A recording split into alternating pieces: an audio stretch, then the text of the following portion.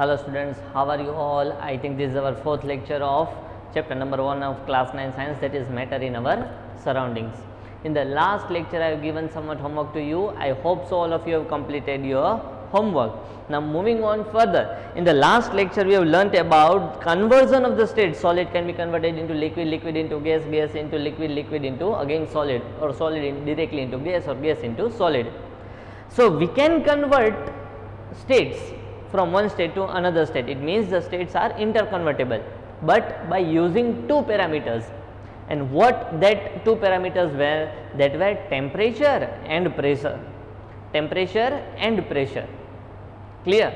Also I have given you the homework that you have to find what do we mean by latent heat. What do we mean by latent heat? So today we are going to learn about latent heat and how can we convert from one state into the another state by using or by performing some activities. As we cannot perform the activities practically, so I have drawn somewhat figures here, and now we will understand that activity through figure. Now see, what are the things in the figure?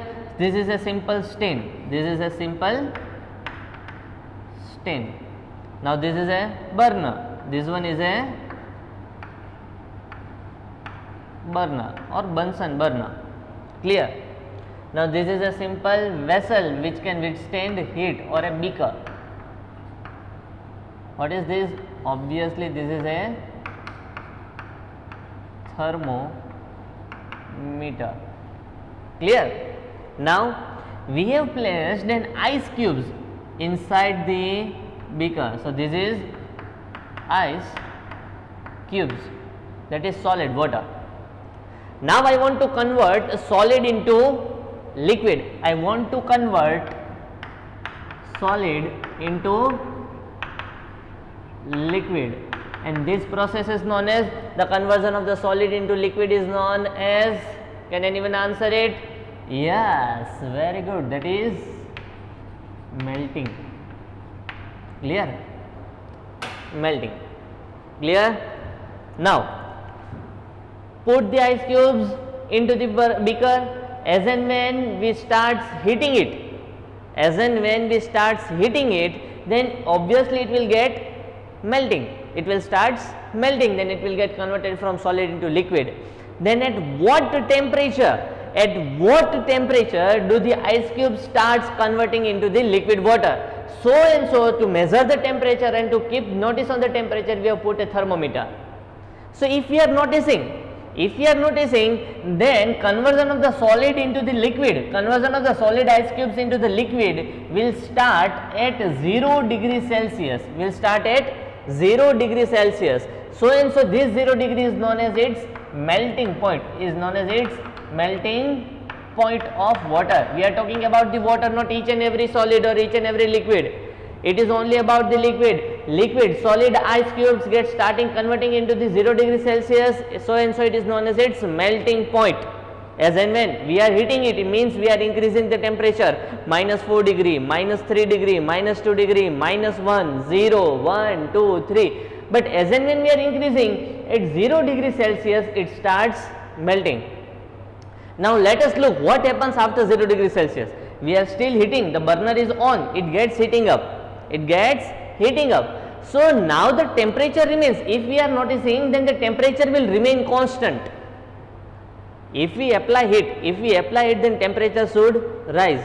It means at 2 degrees Celsius and at 6 degrees Celsius, 6 degrees Celsius means more heat, 10 degrees Celsius means even more heat, 15 degrees Celsius means more heat, 20 degrees Celsius means even more heat, 30 degree, 40 degree, 50. As the temperature rises, heat increases. So it should be obviously that if heat rises, then temperature should also rise. So as and when we are heating, the temperature should rise. But now actually on performing activity, we came to know that at 0 degree Celsius the temperature remains constant. Temperature do not rise. The temperature will not rise up till the whole of the ice cubes are converted into liquid. When the all of the ice cubes will converted into liquid, after and only after the fully conversion of each and every ice cube into the water, the temperature starts rising. Clear? We were heating the beaker, but the temperature of the beaker didn't rise. So what happened to the heat we supplied to the beaker? What happened to this heat we supplied to the beaker? So as and when we are supplying the heat to the beaker, all of the heat particles, all of the heat gets absorbed by the ice particles. All of the heat supplied by the Bunsen burner to the beaker gets absorbed by the ice particles and it gets converted into liquid. So during the conversion temperature do not rise. During the conversion, when the ice cubes are melting, the temperature do not rise, it remains 0 degrees Celsius only. And the amount of heat here we are using or we are supplying is absorbed by the ice particles. Clear? Getting it? So during the conversion, temperature do not rise. What happens to the heat supplied during the conversion? It gets absorbed by the solid ice cubes or solid particles to get converted into liquid. Clear? So the temperature do not rise. The amount of heat, write it down, the amount, note it down quickly, the amount of heat absorbed by any compound, the amount of heat absorbed by any compound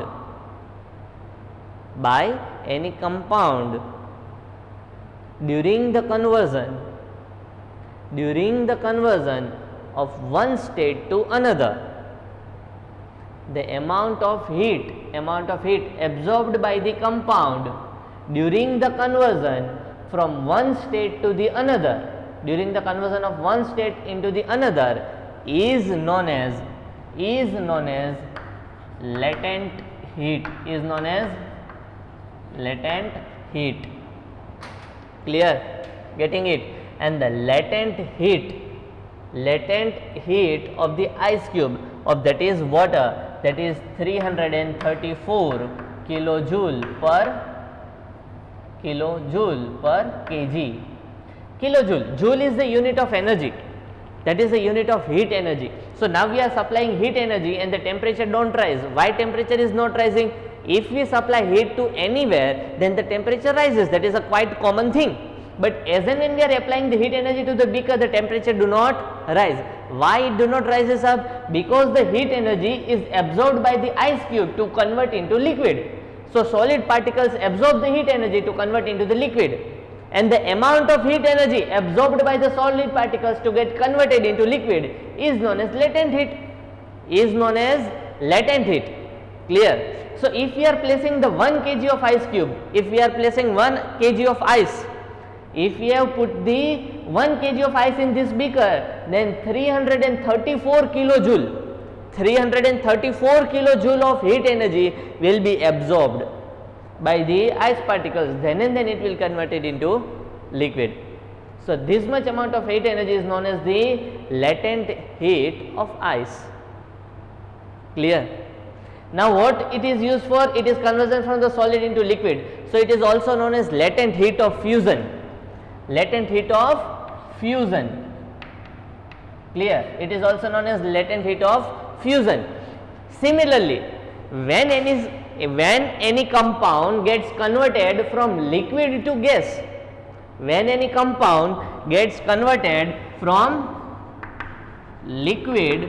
to gas, here also heat is absorbed. Clear? As and when we convert solid into liquid, when ice cubes are converted solid into liquid, heat is absorbed, and that heat is known as latent heat of fusion. Similarly, here also when conversion of liquid into gas, heat is absorbed. In any of the conversion, either it is from solid to liquid or liquid to gas or gas to anywhere, where one state is converted into another, if heat is absorbed, so obviously when liquid is converted into gas, the heat is absorbed, then that heat is known as latent heat. But for conversion of solid into liquid, it is known as latent of fusion. Here the process is known as evaporation. So here it is known as latent heat of evaporation or vaporization. Clear? So during the conversion of solid into liquid, heat is absorbed. During the conversion of liquid into gas, heat is absorbed, and that heat is known as latent heat. For solid to gas, it is known as fusion. For liquid to gas, it is known as latent heat of vaporization. Latent heat is only used word when heat is absorbed by any substance to get converted from one state to another. When we convert liquid into solid, then we do not require heat. We do not require heat, so there won't be any latent heat. When we convert gas into liquid, then there won't be any heat. Clear? Required. Why? Because we need to decrease the heat, so we do not need to absorb heat. Clear? Getting it? Yes or no? And during the conversion, the temperature do not rise. When we are converting the solid into liquid, the temperature of the beaker will not rise till whole of the ice cubes are converted into liquid. Till fully the total ice cubes, the total amount of ice cubes is not totally converted into water, up till that temperature will not rise. If the beaker is filled with full of water, then now it starts increasing the temperature.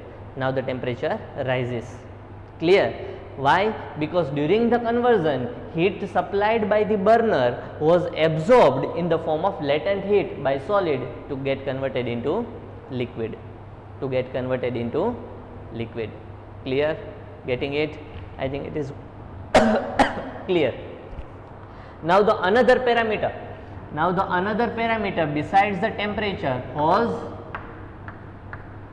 pressure. Was pressure. And pressure can be only applied on the gas, because gas are highly compressible. Liquids are also compressible, but liquids are negligibly compressible. So we cannot compress liquid that much as we can compress gas. So let us take an example of the gaseous particles. See, if it is filled with the gaseous particles, here this beaker or any of the vessel is filled with the gas, and these are the gaseous particles moving in the random direction anywhere. Clear? So it is filled with the gaseous particles, and we have enclosed the vessel so that the gaseous particles cannot move out. So we have sealed the container. So that the gaseous particles cannot move outside the vessel. So now we are sealing the container. So as and when we are sealing the container, the gaseous particles will not be able to move outside the vessel.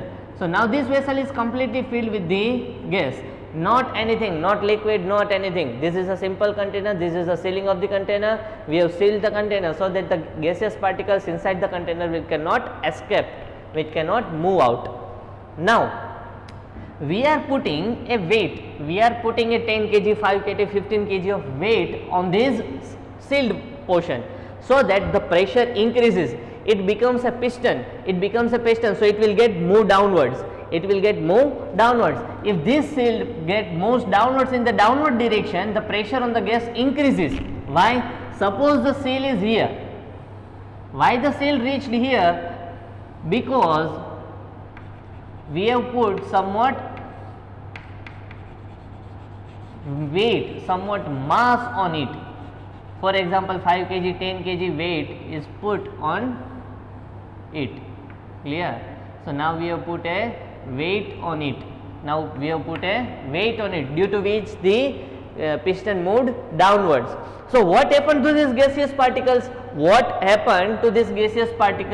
The amount of gas particles remains same. Why? Because we have sealed the container. The gaseous particles cannot move outside, but they became close to each other.